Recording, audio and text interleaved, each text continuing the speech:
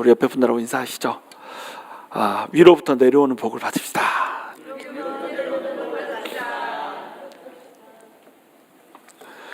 여러분, 기독교하고 다른 종교의 차이가 뭔 것 같아요?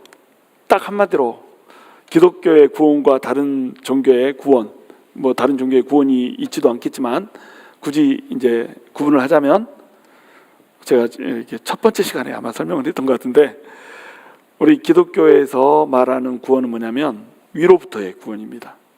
근데 세상에서 말하는 구원은 뭐예요? 아래로부터의, 밑에서부터, 촌스럽게 밑에서부터가 뭐야? 아래로부터의 구원. 이게 이제 세상에서 얘기하는 구원이에요. 세상에서 얘기하는 구원은 아래로부터 구원입니다. 우리가 열심히 노력하면 하늘에 닿을 수 있을 거라고 생각하는 거예요.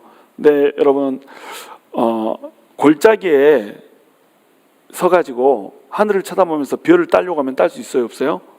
못 따죠. 골짜기 깊은 곳에서 따려고 하면 하늘이 너무 높아. 근데 에베레스트 산 정상, 거기 올라가가지고 별을 따려고 하면 딸 수 있어요, 없어요? 없죠. 그죠? 제일 높은 데인데도 그래요. 그게 자력구원의 특징이라는 겁니다. 자력구원은 뭐냐면, 우리가 뭐 장녀나 뭐 살인자나 또는 이 도둑질하는 사람이나 강도나 이런 사람들보다 훨씬 더 의롭기 때문에, 그 사람들은 골짜기에 있는 사람이고 우리는 착한 일을 많이 했기 때문에, 또는 우리는 똑똑하기 때문에 에베레스트 산에 있다라고 생각해요. 근데 별을 딸 수 있어요, 없어요? 둘 다 별을 못 따기는 마찬가지라는 거예요. 골짜기에 있으나 산에 있으나 63빌딩에 있으나 아니면 지하실에 있으나 별을 못 따기는 마찬가지라는 겁니다. 이 말을 어려운 말로 모든 사람이 죄를 범함에 하나님의 영광에 이르지 못하였다, 이렇게 나오는 거예요. 모든 사람이 하나님의 영광에 이를 수가 없는 겁니다. 그러니까 아래로부터 구원을 얻으려고 하는 모든 자력 구원은 전부 다 실패할 수밖에 없다는 거예요. 그러므로 전혀 구원을 받을 만한 소망이 없이 전부 다 무너져버린 완전한 타락 가운데 있는 인간한테 유일한 소망은 뭐예요? 바로 하나님께서 위로부터 내려와서 우리를 만나주는 것, 이것밖에 없다는 거예요. 그래서 예수밖에 길이 없다고 얘기하는 겁니다. 예수는 길이요 진리요 생명이다, 이렇게 얘기할 때 이 길이 영어로는 뭐예요? 더 웨이예요. 더 웨이. 웨이가 아니에요. 더 웨이다, 이 말은 여러분 이 정도는 아시죠? 더가 붙으면 정관사가 붙었기 때문에 길이 하나다, 두 개다? 하나밖에 없다는 거예요. 예수님 밖에 길이 없다라고 하는 겁니다. 너네는 왜 그렇게 예수만 믿어야지 이렇게 구원이 있다고 하냐? 다른 종교는 이렇게 인정을 안 해주고 왜 이렇게 배타적이냐? 이렇게 이제 얘기할 수 있어요. 근데 여러분이 만약에 학교 다닐 때 시험을 봤다고 생각해요. 시험 문제에 답이 100이라고 해요. 수학 문제가 나왔는데 100이 답이에요. 어떤 사람은 1이라고 써서 틀렸어요. 다른 사람은 99라고 써가지고 틀렸습니다. 그러면은 99라고 쓴 사람은, 아니 나는 100 중에서 100인데 그 중에 99 썼으면 1밖에 차이가 안 나는데 점수를 좀 99점 정도는 줘야 되지 않습니까? 이렇게 말할 수 있겠잖아요. 그럼 선생님이 뭐라고 대답하죠? 땡! 틀렸어! 이렇게 얘기하고 만다는 거예요. 그렇죠? 100이 정답이면 99를 쓰나 1을 쓰나 똑같이 오답이라는 겁니다. 그러니까 이 예수만이 길이다라고 하는 이것은 배려의 문제가 아니란 말이에요. 이게 정답인가 오답인가의 문제라는 거죠. 그렇기 때문에 예수를 통한 그 믿음만이 오직 하나님께 이르는 구원의 길이다라고 하는 이 진리에 결코 변개될 수가 없다는 거예요. 이 진리에 누가 손을 댈 수가 없다는 거예요. 뭐 요즘에는 뭐 이쪽도 길고 저쪽도 길고 막 이렇게 여러 길로 통해서 한 산의 정상으로 오른다, 이렇게 얘기하는데, 여러분 가는 산이 다른 겁니다. 가는 산도 다른 거예요. 산이 하나 있고 그 산으로 다른 길을 통해서 올라가는 것이 아니고 오르고자 하는 산이 다르다. 기독교는 오르고자 하는 산이 다릅니다. 하나님의 영광에 오르고자 하는 거예요. 그러니까 사람이 행위로 구원을 받을 수 있다, 없다? 없다. 자력으로 구원을 받을 수 있다, 없다? 없다. 근데 유대인들은 이것을 자력으로 구원받을 수 있다고 생각했던 겁니다. 율법을 지켜서 행하면, 율법대로 살면 구원을 얻을 수 있다라고 생각을 한 거예요. 그것이 이제 행위 구원, 자력 구원이라고 하는 거죠. 그런데 그것이 불가능하다라고 3장까지 얘기를 했던 겁니다. 그러니까 무슨 법으로 이제 구원을 얻을 수 있다고 얘기해요? 믿음의 법으로. 믿음의 법으로 구원을 얻을 수 있다, 이렇게 하고 3장을 맞춰 놓는단 말이에요. 그러면은 이제 다른 사람들은 막 박수를 칠 거예요. 이방인들은 어이구 그래 율법을 그렇게 막 안 지키고 그래도 예수 그리스도를 믿는 그 믿음만으로 구원을 얻을 수 있다고? 야 그거 참 쉽고도 신박한 길이네, 너무 좋네, 이렇게 할 거란 말이죠. 이것을 사도 바울이 논증을 했어요. 논증이라고 하는 게 뭐예요? 논리로 증명을 했다는 겁니다. 근데 이제 유대인들은 이런 이제 논증을 해놓으면은 어떤 태도를 보이죠? 아무리 논리가 이뻐도 성경에 나왔어야 돼. 구약 어디에 믿음으로 구원을 받는다는 얘기가 나오냐? 이렇게 얘기하겠어요, 안 하겠어요? 하겠죠. 우리는 율법을 받았고, 자 율법을 행해라, 율법을 행하면 너네가 살리라 이랬기 때문에 율법을 행해야 구원을 받는 걸로 우리는 알고 있단 말이죠. 그래서 우리는 그렇게 율법을 행하면서 살았다는 거예요.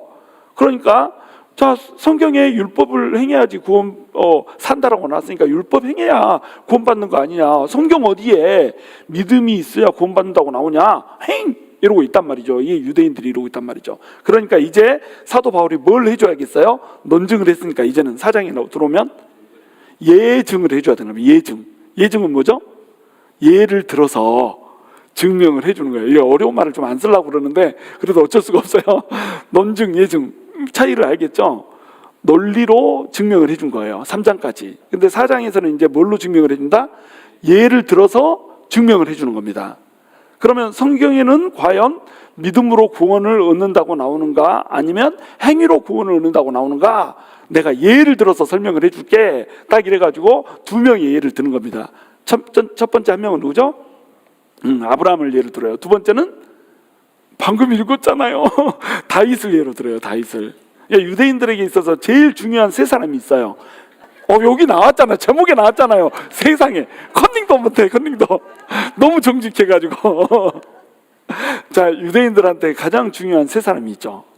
첫 번째는 아브라함, 두 번째는 다윗, 그 다음에 세 번째는 모세가 두 번째겠죠. 그래서 예수님이 태어나기 2000년 전에 누가 탄생했어요? 누가 나왔어요? 아브라함이 등장하죠. 그리고 500년을 텀으로 1500년대에 누구? 모세. 그 다음에 500년을 텀으로 1000년에 다윗. 그리고 500년을 텀으로 500년에 여기는 없어. 왜? 세 사람이 제일 중요하니까. 세 사람 굵직한 사람 말고 그 다음 사람은 연도로 기억할 필요가 없어요. 2000, 1500, 1000 이렇게 해서 아브라함, 모세, 다윗 제일 중요한 겁니다. 아브라함은 왜 중요한가? 이스라엘의 시초가 됐잖아요. 믿음의 조상이 됐다는 겁니다. 모세는 왜 중요한가? 율법을 줬잖아요. 법을 줬다는 겁니다. 하나님의 백성이 하나님의 백성이라고 법을 받고 공표를 받았어요. 다윗은 왜 중요한가? 유대 민족이 이 세상을 다 다스릴 거라고 생각을 해요. 유대의 민족에게 다윗의 왕권이와 이 왕조가 영원히 무너지지 않고 메시아의 왕국을 세울 거라고, 그리스도의 왕국을 세울 거라고 예언이 돼 있어요. 이것을 그들은 오해해가지고 유대인들이 세상을 통치한다고 생각했어요. 그러니까 누가 제일 중요해요? 아브라함, 모세, 다윗, 이 세 사람이 너무너무 중요한 겁니다. 그러니까 모세를 가지고 계속 뭐 했어요? 율법 이렇게 울부짖었단 말이죠. 그런데 이제 사도 바울이 로마서를 통해서 자 너네가 그렇게 자랑에 맞지 않는 그 모세가 쓴 율법에 뭐라고 나와 있냐 보자 이거죠. 자 성경이 우리에게 뭐라고 말하느냐 하면서 예로 딱 드는데 첫 번째 예가 누구라는 거예요? 아브라함이라는 겁니다. 아브라함을 예로 든다는 거예요. 그래서 모세가 모세오경을 기록했고 이제 율법을 줬고, 모세 빼고 나면 누가 중요하다? 아브라함과 다윗이 중요하다. 그래서 마태복음에서는 맨 처음에 어떻게 시작합니까? 마태복음 1장 1절 시작. 아브라함과 다윗의 자손 예수 그리스도의 세계라. 이때 세계는 족보라는 뜻이라고 그랬죠. 자, 마태복음은 누구를 대상으로 썼어요? 유대인들을 대상으로 썼잖아요. 유대인들을 대상으로 뭘 얘기하고자 하는 거예요? 하나님이 왕으로 오셨다. 유대인들의 왕으로 오셨다. 이걸 얘기하고 싶은 겁니다. 그러니까 유대인들의 왕으로 오셨다 이 얘기를 하려면 제일 잘 통하는 말이 뭐예요? 아브라함의 자손이어야 되는 거예요. 그리고 또 누구의 자손이어야 돼요? 다윗의 자손이어야 되는 겁니다. 그것이 그들이 존경하는 사람이었고 그들이 믿었던 그리스도가 아브라함의 자손이요 이 다윗의 자손으로 와야 되기 때문에, 그래서 마태복음에서 이 아브라함과 다윗의 자손 예수 그리스도의 세계라, 뭐 수많은 조상들이 있잖아요. 아브라함과 유다와 뭐 세라와 막 이런 식으로 쭉 나열할 수도 있잖아요. 보아스와 그런데 그중에 다윗을 얘기한단 말이에요. 다윗이 그렇게 중요한 사람이기 때문에. 그러면 아브라함과 다윗을 볼 때에 과연 행위로 구원을 받았는가, 아니면은 믿음으로 구원을 받았는가, 믿음의 법인가 아니면 행위의 법인가, 이것을 이제 예로 제시해서 얘기를 해주고 싶어한다. 그런데 아브라함이 믿음에 하나님이 그것을 의로 여겼더라, 이렇게 성경에 기록되어 있지 않냐, 이 얘기를 하는 거예요. 이 얘기는 어디에 나올까요? 창세기 15장 6절에 나오는 얘기입니다. 창세기 15장 6절의 배경은 뭐냐면, 이 14장에서 이제 롯이 막 잡혀가고 소돔의 왕과 저기 동방에서 온 왕이 막 전쟁을 벌이고 막 이렇게 하잖아요. 그 중에 롯이 잡혀가고 아브라함이 자기가 길린 병사들을 데리고 가서 롯을 구출해오고 막 이렇게 하잖아요. 그렇게 하고 나서 다 구해놓고 나서 보니까 이제 적들이 너무 많은 거예요. 자기 혼자 사병 가지고 왕들을 물리쳐버렸잖아요. 5 왕들, 연합군을 물리쳐버렸잖아요. 그러니까 주변에 있는 강대한 사람들은 전부 다 아브라함을 뭘로 보겠어요? 아주 어마무시한 사람, 이렇게 보는 겁니다. 무서운 사람. 그러면 공공의 적이 되는 거예요. 그러니까 아브라함한테 갑자기 두려움이 확 임한 겁니다. 근데 두려워하고 있는 아브라함한테 하나님이 나타나셔가지고 나는 너의 상급이고 너는 방패다, 두려워하지 말라, 무서워하지 말라, 막 얘기를 해주는 거예요. 그리고 나서 이제 이 아들에 대한 얘기를 하는 겁니다. 아브라함이 살짝 시험이 들라고 그랬어요. 왜냐하면 분명히 하나님께서 아들을 준다고 해가지고 이 가나안 땅으로 와가지고 아들을 언제 낳나 하고 기다리고 있는데 아들이 생기질 않아요. 아들이 생기질 않으니까 하나님이 아들 준다더니 아들은커녕 딸도 생길 기미가 안 보이네요, 막 이렇게 한 겁니다. 그래가지고 나한테 이제 아들 낳기는 이미 늦어버렸고, 이게 다메섹에서 데려온 엘리에셀이라고 하는 사람, 이 사람 내 양자로 받아들여가지고 이 사람한테 내가 상속하겠습니다, 유업을 물려주겠습니다, 이렇게 얘기한 거예요. 그러니까 하나님께서 네 몸에서 난 사람이 너의 후사가 될 것이다. 네 몸에서 태어나야 돼. 그냥 양자로 아무나 받아들이면 되는 거 아니야, 이렇게 얘기를 해준 거예요. 그리고 아브라함을 밖으로 다 끌고 나가지고 하늘을 보여줍니다. 하늘을 보여주면서 뭐라고 얘기하죠? 자, 하늘의 별들 한번 세봐라. 그랬더니 아브라함이 하나 둘 셀라다 보니까 너무 많아요. 그래서 못 쓰겠는데요, 딱 이렇게 하니까 하나님이 하늘의 별들처럼 네 후손들을 이렇게 넘쳐나게 해주겠다, 많이 주겠다, 이렇게 얘기를 해준 거란 말이죠. 아직 아들이 하나도 없어요. 다 늙어가지고 아들이 생길 기미도 안 보여요. 그런데 네 아들이 날 것이고 또 그 아들을 통해서 민족들을 이루는데 이 민족들이 바다의 별처럼 많게 이렇게 만들어줄 것이다, 약속을 해주신 거예요. 그러니까 아브라함이 그 말을 믿은 겁니다. 지금까지 불만이 있었어요. 절대 아들이 못 생길 것 같아요.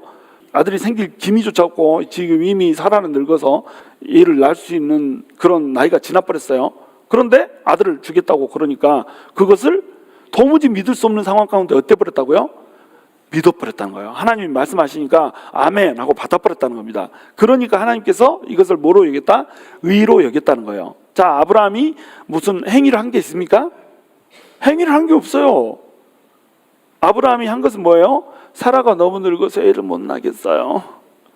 내 몸에서는 애는 절대 안 날 것 같고 그냥 이 엘리에셀이나 데려다 그냥 양자 삼을래요, 이러고 있었단 말이에요. 불신앙을 보였다는 겁니다. 불신앙을 보인 이 아브라함에게 약속의 말씀을 주시고 약속의 말씀을 했는데 그냥 마음속으로 아멘, 그렇게 될 것입니다 라고 믿어버렸다는 거예요.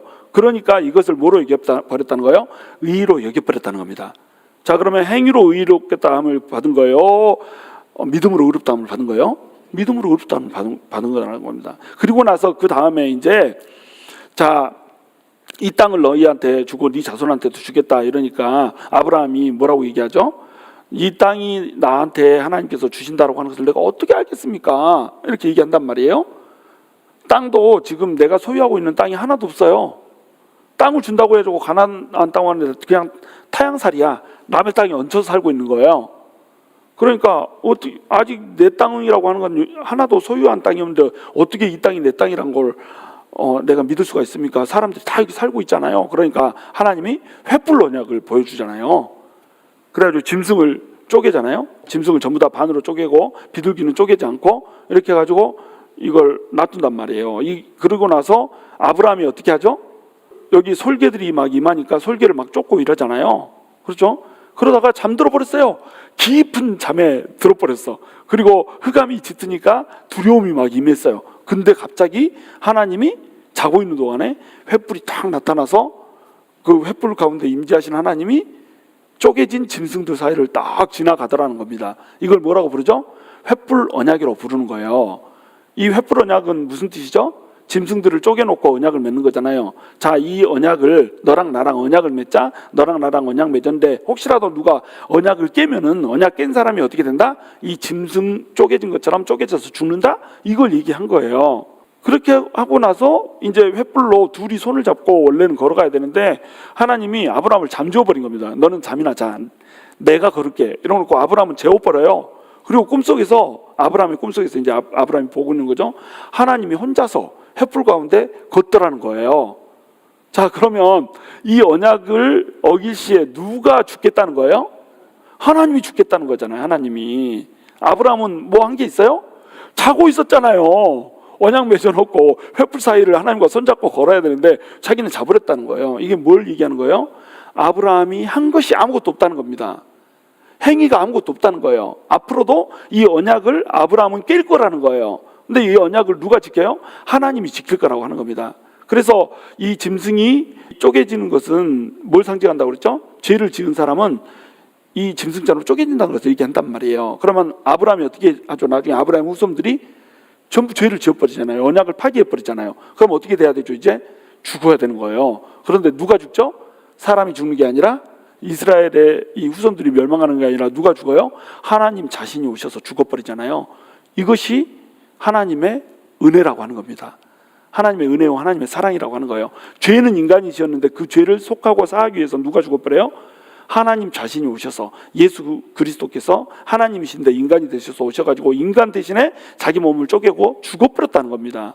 이것이 하나님의 사랑이라는 거죠. 자, 인간이 한 것이 있나요? 아브라함이 한 게 있나요? 잤다는 거예요. 인간이 한 게 있나요? 죄 지은 것밖에 없다는 거죠. 그런데 하나님이 그 사이를 지나갔듯이 예수님이 몸이 쪼개서 죽으심으로 은혜로 그냥 구원해버렸다는 겁니다. 자, 그러면 행위의 구원이 있는 거요? 믿음의 구원이 있는 거요? 믿음의 구원이 있다는 겁니다. 아브라함의 예가 이거예요. 자, 사도 바울이 원래는 율법으로 구원을 받는다고 믿었었잖아요. 자기 자신이 유대인이었다는 겁니다. 그리고 유대인 중에서도 얘는 특급 유대인이었죠. 얘란다. 이분은 특급 유대인이었잖아요. 그렇잖아요. 가말리엘 학파고 뭐 그 당시에 토라를 달달달달 외웠고, 토라를 외우는데 토시 하나 틀리지 않고 외워야 된다고 그랬죠. 토시 하나 안 틀리고 토라를 모세오경을 달달달달 외우는 우리는 일독도 아직 못했는데 그분은 달달달 그냥 토시 안 틀리고 외워버린다니까요. 그런 분이 토라의 진정한 의미를 알지를 못했던 겁니다. 그리고 나서 예수님을 딱 만나고 나서 보니까 성경에는 예수님에 대해서 뭐라고 얘기하고 있지 도대체? 이걸 고민한 거예요. 그래서 아라비아 가가지고 한 3년 정도를 그냥 성경만 파잖아요. 원래는 다메섹에서 복음 전하는 일을 바로 하다가 죽을 뻔 하잖아요. 그래서 광주리에 달려서 내려오고 막 이런 일을 당하고 나서 예수 그리스도가 누구신지 이 복음이 뭔지 내가 명확히 알아야겠다 이렇게 해가지고 구약을 판 겁니다. 그래서 그 구약 속에 들어있는 하나님의 복음 이것을 발견해낸 거예요. 그러니까 구약은 공이고 신약은 사랑이다. 이것이 우리가 잘못 알고 있는 지식이라는 거예요. 사도 바울이 연구해 본 결과 구약도 사랑이고 신약도 사랑이라는 거예요. 구약에서는 다만 율법을 제시해 놓고 하나님의 공의가 얼마나 무서운 건지 얘기를 해놓고 율법을 지키지 않으면 이 하나님의 공의가 떨어지고 하나님의 진노가 떨어질 수밖에 없기 때문에 너네가 율법을 지켜야 된다라고 얘기하지만 하나님께서는 인간에게 율법을 지킬 만한 그 어떠한 실력도 능력도 없다라고 하는 것을 알고 계시더라는 거죠. 그러니까 율법이 아직 만들어지기도 전에 아브라함 때 하나님께서 은혜라고 하는 것을 보여주셨다는 겁니다. 다시 얘기해서 믿음으로 구원을 얻는 방도에 대해서 얘기를 했단 말이에요. 믿으면 의로 여긴다는 겁니다. 그것이 율법이 생기기 전이에요? 율법이 생긴 후예요? 율법이 생기기 전이죠. 아브라함이 모세보다 500년이나 앞섰잖아요. 모세는 500년 후에 태어나가지고 율법을 하나님으로부터 받아서 공표를 했던 거예요. 그러니까 율법이 받기 전에 500년 전에 아브라함은 이미 얘기를 했단 말이죠. 그러면 의로 여겨진 것은 할례를 받기 전인가요? 할례를 받은 후인가요?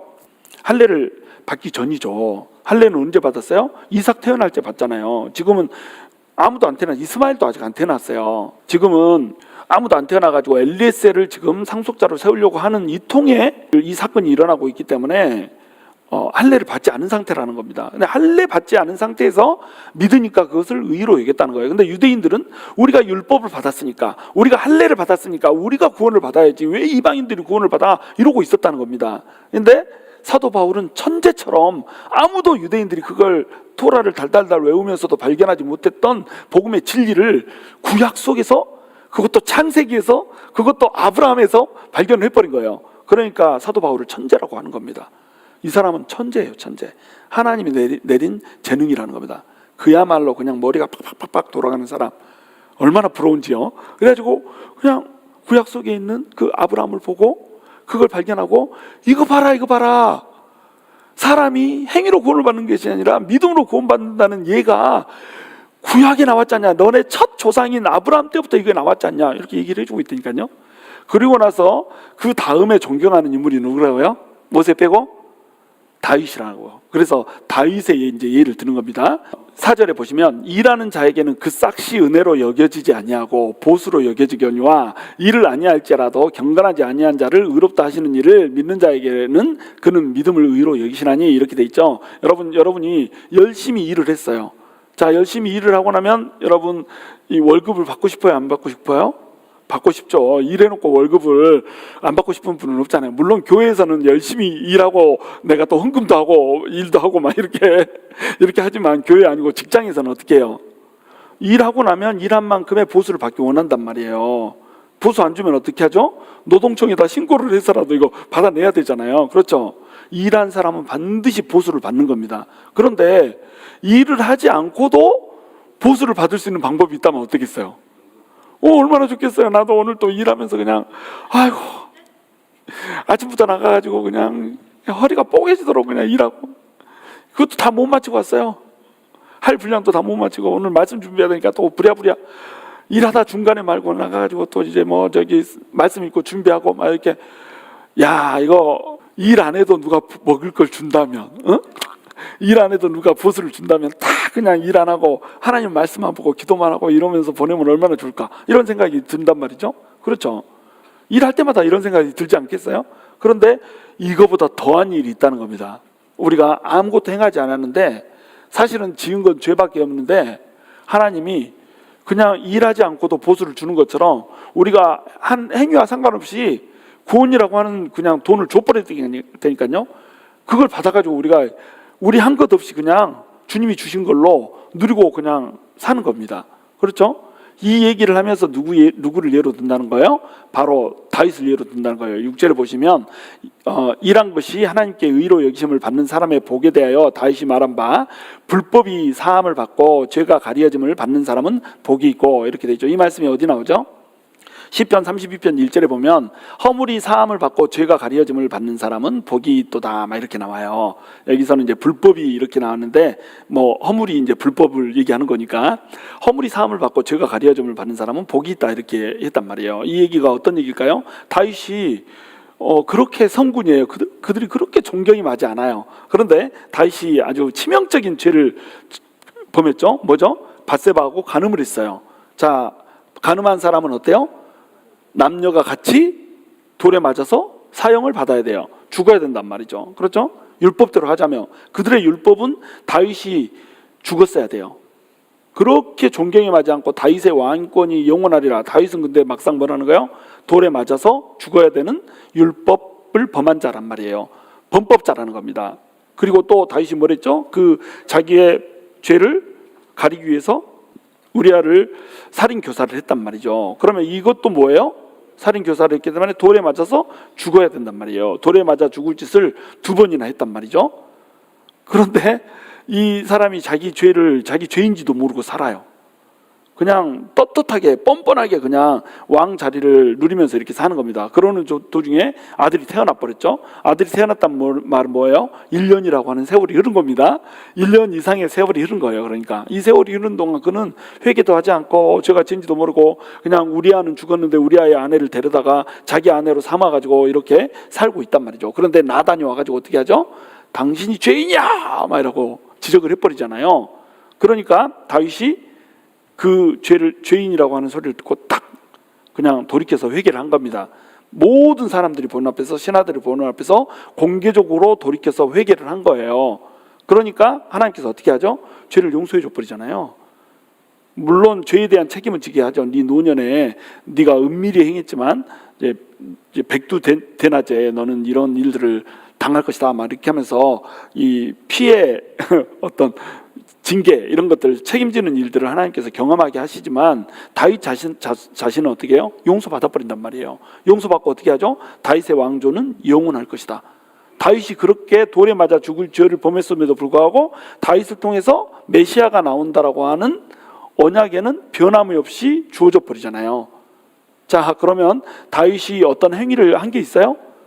어디 가가지고 한 3년 동안 그냥 종으로 누구를 섬기겠습니다. 뭐 고행을 했어요? 무릎으로 기어다니면서 기도를 했습니까? 3,000배, 5,000배 막 절하면서 이게 무릎이 까지고 막 이랬어요?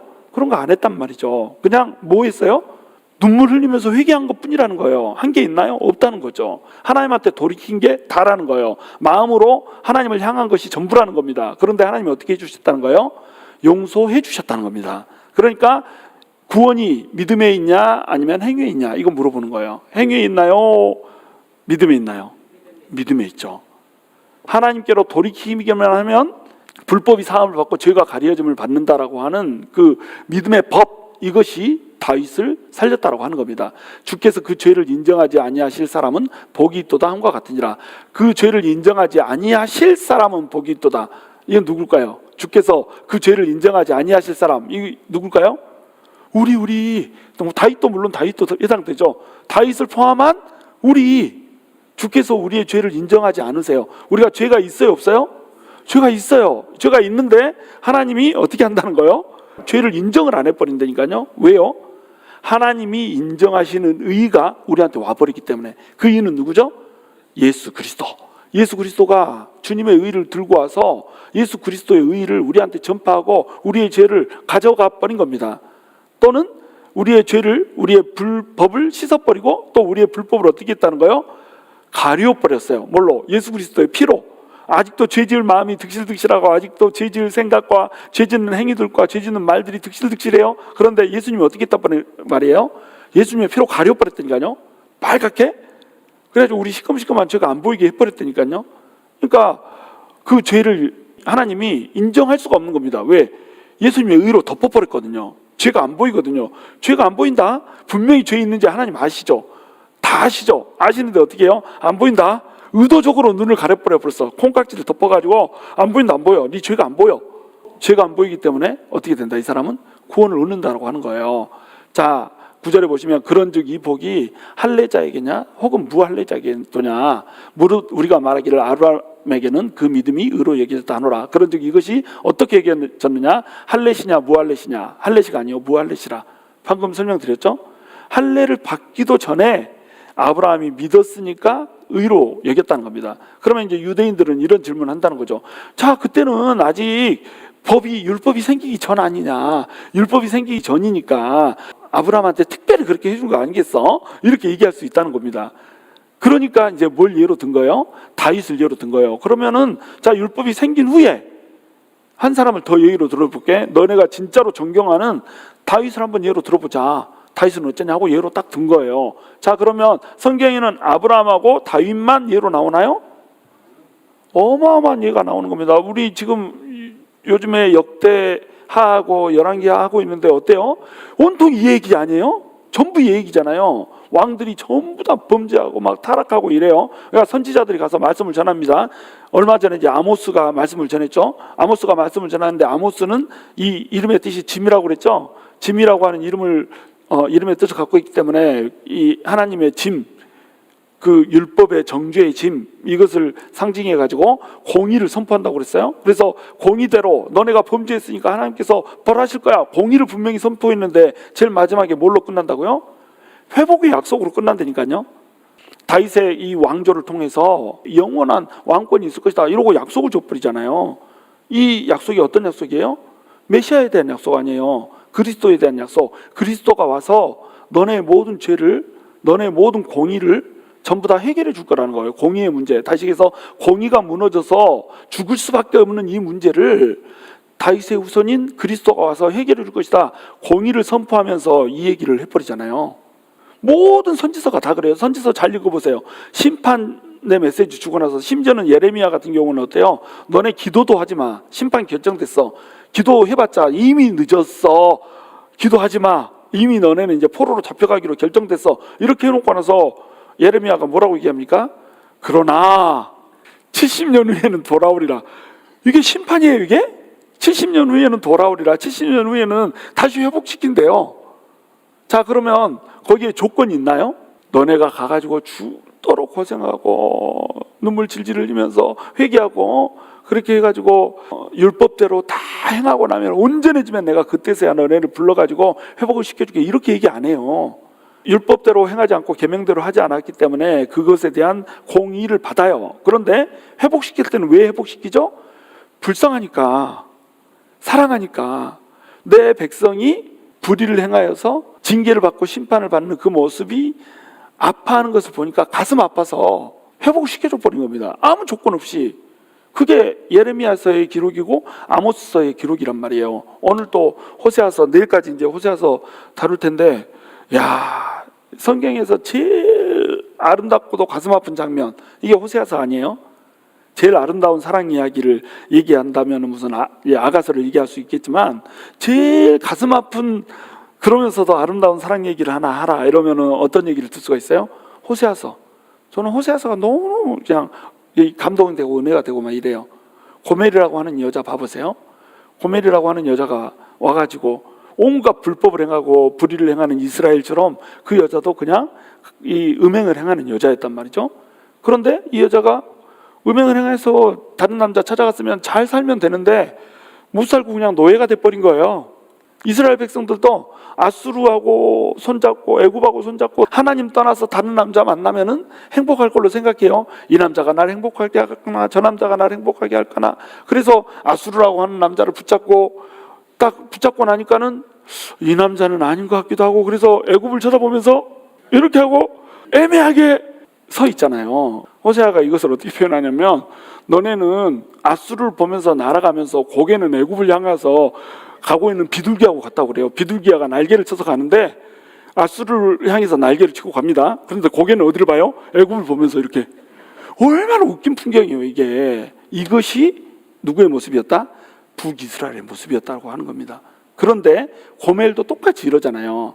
이 남자가 나한테 행복을 줄까? 저 남자가 나한테 행복을 줄까? 이 남자 저 남자. 자기 신실한 남편인 호세아 보지 않고 이 남자 저 남자한테 가가지고 이러고 있으면서 막 꼬리치면서 저쪽 남자 보면서 이렇게 하고 얼마나 웃은 모습이에요. 그런데 이 여자를 데려오라고 그러잖아요. 데려오라고 할 때 호세아가 조건이 있어서 데려옵니까? 아니죠. 고멜은 변함이 없어요. 그대로 악한 채로 있어요. 그냥 발겨벗겨진 채 노예 시장에서 이러고 그냥 사슬에 묶인 채 이러고 있어요. 그거를 돈 주고 사다가 너 내 각시하자, 다시 회복하자, 이렇게 해버리잖아요. 성경이 온통이 이 얘기더라는 겁니다. 여러분, 신약은 사랑이고 구약은 공이라고요? 모르는 말씀 마세요. 신약도 사랑이고 구약도 사랑이고 다 사랑이, 온통 사랑인 거예요. 이 사랑을 극명하게 대조시켜 놓으라고 공이라고 하는 장치가 있을 뿐이지, 공의 중에서 더욱더 찬란하고 빛나고 영롱하게 사랑이 반짝이고 있다는 겁니다. 이게 구약이에요. 창세기를 통해서 출애굽기, 레위기, 민수기, 사사기 다 읽어보세요. 전부 무슨 이야기예요? 내가 너를 너무 사랑한다. 그런데 너는 나를 왜 안 사랑하냐? 나를 사랑해주면 좋겠는데, 나 너무 너를 사랑한다, 계속 사랑한다, 나한테 돌아와다오, 사랑한다, 나한테 돌아와다오. 하나님의 그 눈물겨운 왜 사랑의 이 얘기가 창세기에서부터 말라기까지 전부 이어지고 온통 뒤덮고 있는 겁니다. 이 사랑의 이야기, 이걸 뭐라고 불러요? 헤세드 이렇게 부르는 겁니다. 헤세드. 헤세드는 그냥 사랑 아니에요. 한번 만나서 스파크 튀는 그런 사랑 아니고 처음부터 끝까지 단 한 번도 변함이 없어요. 흔들림도 없어요. 내가 그냥 이거 사랑하지 말고 버려버릴까 이런 마음도 없어요. 그냥 쭉 사랑하는 거예요. 그런데 사랑의 대상자가 막 떠나버려요. 저리 날아가고 이리 날아가고 아까 비둘기처럼 막 여기 보면서 저기로 날아가고 막 이렇게 해요. 그렇게 해도 하나님의 헤세드는 어때요? 그것을 쫓아간다니까요. 그 죄인을 쫓아가고 그 악인을 쫓아가서 끝까지 쫓아가서 내가 너 사랑한다고 하면서 목 붙잡고 외치는 거, 이것이 우리 하나님의 사랑이라고 하는 겁니다. 이것을 지금 다 얘기할 수가 없는 거예요. 저처럼 이렇게 다 풀어서 얘기할 수는 없는 거예요. 너무 기니까. 그러면 로마서가 그냥 또 성경이 돼버리잖아요. 그렇지 않겠어요? 로마서를 쓰면서 구약 전체의 주석을 달 수는 없잖아요. 그러니까 간단하게 누구 예만 드는 거예요? 그들이 제일 중요하게 생각했던 아브라함과 다윗의 예를 드는 겁니다. 그리고 이 글을 누가 썼어요? 모세가 썼다는 거예요. 자, 너네 그 존경한다는 모세가 쓴 글을 한번 봐보자. 그리고 이 모세, 그 존경하는 모세의 글에 나온 그 존경하는 아브라함과 다윗의 얘기를 봐보자. 행위로 구원받았냐? 아니면 믿음으로 구원받았냐? 뭔가를 했냐? 아니면 아무것도 안 했냐? 아무것도 안 했다는 거예요. 심지어는 할례도 받지 않고 율법도 받지 않았다는 겁니다. 근데 하나님이 얘기하는 것을 딱 믿어버리니까, 그것도 뭐 큰 거 믿은 것도 아니에요. 너한테 아들 줄게 그랬는데 아들 준다는 얘기 듣고 네 이거 한번 했어요. 그런데 너 의롭다 이렇게 얘기해버린 거예요. 이게 말이 돼요? 너무 말이 안 되잖아요. 만약에 이런 일이 벌어진다면 진짜 우리 세상 가운데서 어떤 사람이 죄를 지었는데 판사가 뭐 이런저런 죄를 막 다 졌어요. 제목들을 다 나열을 했어요. 그리고 나서 야, 너 집에 가서 라면 한 그릇 끓여 먹고 나면은 죄가 다 사해질 거야 막 이랬어요. 자, 그러면은 여론에서 어떻게 될까요? 그 다음날 텔레비에 이런 판사는 해임해야 된다고 난리 나지 않겠어요? 지금 하나님이 딱 그 판사가 돼 있는 겁니다. 지금 의를 의대로 행하지 않은 판사가 돼 있는 거예요. 불의를 행한 판사가 돼 있는 겁니다. 그런데 하나님이 불의하세요? 불의하지 않죠. 왜 불의하지 않죠? 하나님 자신을 공의의 심판대 위에 올려버렸잖아요. 그래서 하나님 자신을 다시 해서 예수 그리스도를 십자가에서 피 흘려서 죽게 만들어 놓고 공의를 이룬 다음에 그 공의를 이루는 피로 우리의 죄를 덮어버렸잖아요. 그러니까 공의를 이루는 피는 공의의 피예요? 사랑의 피예요? 사랑의 피죠. 둘 다 되는 거예요. 공의를 이루는 피이면서 동시에 사랑을 이루는 피. 누가 이런 아이디어를 낼 수가 있겠어요? 우리 하나님만. 대답을 너무 잘해. 우리 하나님만 이런 아이디어, 이런 신박한 아이디어를 낼 수가 있는 겁니다. 이게 우리 주님이세요. 그러니까 이제 우리가 그가 할례의 표를 받은 것은 무할례시에 믿음으로 된 의를 인친 것이니, 자, 무할례시에 믿음으로 의를 받았어요. 근데 할례는 왜 받았다는 거예요? 왜 받았어요? 믿음으로 의롭다라고 하는 칭호를 받았으니까 이제 이것을 표시하려고 할례를 받는다라고 하는 겁니다. 이 할례가 이제 지금 이 시대로 오면 뭐가 되죠? 세례가 되는 거예요. 세례를 받았기 때문에 의롭다고 되는 거예요. 우리가 의롭다고 칭의를 받았으니까 그 표식으로 세례를 받는 거예요. 의롭다라고 칭의를 받았기 때문에, 믿음으로 의롭다고 칭의를 받았기 때문에 그것을 공표하는 의미로, 기념하는 의미로 세례를 받는 겁니다. 그러니까 세례도 사실은 아무것도 아니에요. 공표의 의미 이상 그 의미를 갖지 않는 겁니다. 진짜 중요한 건 뭐예요? 세례 받은 자답게 사는 것, 의롭다 칭의를 받은 자답게 사는 것, 이것이 중요하다는 거죠. 자, 어떤 사람은 이렇게 질문할 거예요. 자, 그러면은 믿음으로 구원을 얻으면 뭐 율법이고 뭐고 다 필요가 없겠네. 이 율법을 하나님께서 주실 필요가 뭐 있나? 그러면 다 의롭다고 말면 되지. 아브라함한테 의롭다고 했으면은 그냥 의로운 대로 가면 되지. 율법은 그 후손들한테 뭐 알려줘가지고 율법을 범하게 만드는데, 율법이 있으니까 범법함도 있는 거 아니요? 막 이러면서 항변을 하게 될 거라는 거예요. 율법이 그럼 필요 없겠네? 이런 소리를 할 거란 말입니다. 그런데 율법이 필요 있어요, 없어요? 율법이 필요 있다는 거예요. 왜냐하면 율법을 폐하는 것이 아니라 율법을 오히려 온전히 이룬다는 겁니다. 왜요? 내가 믿었으니까. 의롭다라고 칭을 받았고, 의롭다고 칭함을 받았으니까 이제는 율법대로 살 수 있다는 겁니다. 율법대로 살기 때문에 의롭다 하는 것을 받는 것도 아니고, 의롭다함을 받기 위해서 율법을 행하는 것도 아니고, 내가 의롭다라고 하는 칭의를 해주셨기 때문에 그것이 너무너무 감사하고 감격해서 우리를 사랑해 주시고 우리의 죄를 그 피로 덮어버리는 하나님의 사랑의 피가 너무나도 감사해서 그냥 이대로 살 수가 없는 거예요. 그냥 예전처럼 살 수가 없는 거예요. 그러니까 하나님의 말씀대로 사는 것이 곧 나의 기쁨이 되어버리는 것, 이것이 우리의 그리스도인들의 삶이라니까요. 좀만 늦게 예수 믿을 걸, 하고 싶은 거 다 하고 나서 나중에 죽기 전에 꼴딱할 때 믿을 걸, 이런 말 하고 있으면 이건 믿음이 없다라고 하는 소리인 겁니다. 여러분, 예전에 재밌었던 것들이 예수를 믿고 나서는 재미있어요, 없어요? 재미가 없어요. 예전에 기뻤던 것들이, 예전에 달콤했던 것들이 예수를 믿고 나면 더 이상 달콤해요, 달콤하지 않아요? 저는 아직도 달콤하던데요. 때가 덜 벗겨진 겁니다. 예수가 진짜로 우리한테 차서 넘쳐버리면요, 더러워요. 재미없어요. 저도 나이트클럽에서 8시에 들어갔다 4시에 나왔다고 얘기했잖아요. 그거 한 번만 그렇게 한 게 아니라 여러 번 그렇게 했다니까요. 제가 혼자 갔을까요? 누군가 대동하고 갔죠. 그 누군가가 여기 앉아 있어요. 근데 그 두 사람이 어때요? 예수 그리스도를 믿고 나니까 뭐 그런 장면이 나오거나 그런 비슷한 그것만 나와도, 야, 왜 저러고 살지? 이래. 지도 그렇게 살아놓고, 지도 그렇게 살았었잖아요. 근데 지금 영 그렇게 안 살아본 것처럼, 야, 왜 저렇게 살지? 술 마시고 얼굴 뻘그쪽쪽 해가지고 막 알딸딸해서 이렇게 돌아다니고 막 이런 사람 보면, 야, 그게 맛있을까? 지도 그렇게 해놓고 그렇잖아요. 왜 저렇게 살지? 이렇게 한다는 겁니다. 왜요? 예전의 것이 아무 의미가 없어져 버린 거예요. 아무 의미가. 예전에 내가 좋아했던 거, 즐겼던 거, 기뻐했던 거, 만족했던 거, 막 이런 것들이 아무 의미가 없어져 버려요. 지금 우리 차 뒤에서 누가 받아가지고 찌그러져서 아주 온통 꼴보기 싫잖아요. 우리 차 트레이드 마크가 뭐였냐면, 뒤로 우진하면 삐삐삐삐, 온 동네가 다 이렇게 삐삐삐삐 막 이 소리가 났거든요. 우진한다고 우진 비켜 막 이렇게 했었거든요. 근데 제가 맞고 나서 한 대 맞더니 소리가 안 나. 저런 차 지금 타고 다니잖아요. 아무런 부끄러움 없이 타고 다니잖아요. 옛날 같으면 어때요? 아유, 이거 남 보기 부끄러우니까 이거 차 얼른 맡겨놓고 돈 좀 들더라도 렌트해가지고 좀 근사한 차 타고 다니고 이러지 않겠어요? 근데 아무것도 아닌 거예요, 그냥. 여러분, 주님을 믿고 나면요, 중요하게 생각했던 것이 아무것도 아닌 겁니다. 감정, 뭐 인간이니까 가끔씩 기분도 나쁘죠. 근데 뭐 좀 생각해 보면 이한 게 뭐가 안 돼, 그렇죠? 아무것도 아니라는 거예요. 또한 할례자의 조상이 되었나니 곧 할례받을 자에게뿐 아니라 우리 조상 아브라함이 무할레시에 가졌던 믿음의 자취를 따르는 자들에게도 그러하니라. 자, 우리 조상 아브라함이 무할레시에 가졌던 믿음의 자취를 따르는 자들, 이 사람들은 누굴까요? 이 사람들은 바로 우리 영적인 이스라엘, 영적인 아브라함의 후손들, 혈통의 아브라함의 후손이 아니에요. 예수를 믿고 나면 예수 믿는 자 안에는 자랑이 없어요.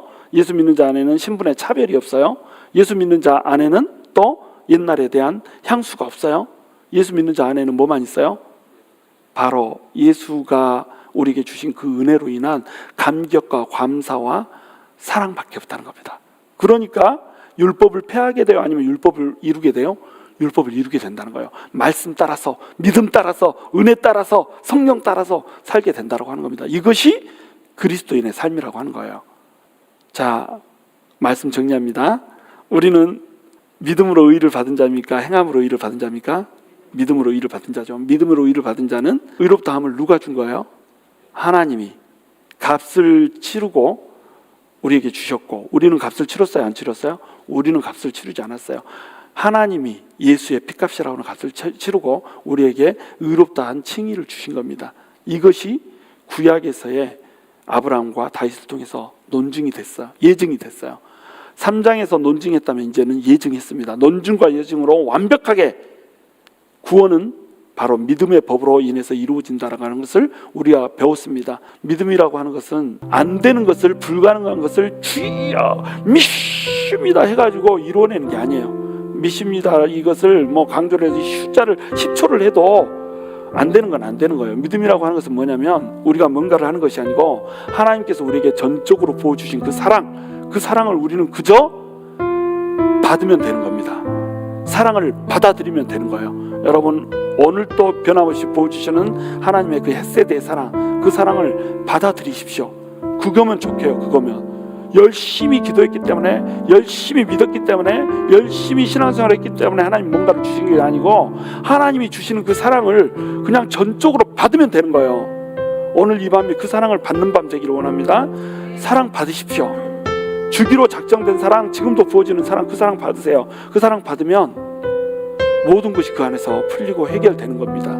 그것이 우리 하나님의 사랑이고 그것이 우리를 끝까지 쫓으시는, 변함없이 쫓으시는, 단 한순간도 흔들림이 없었던 하나님의 헤세드였다라고 하는 것, 그것을 기억하시면서 오늘 밤 주님께 나아갔으면 좋겠습니다.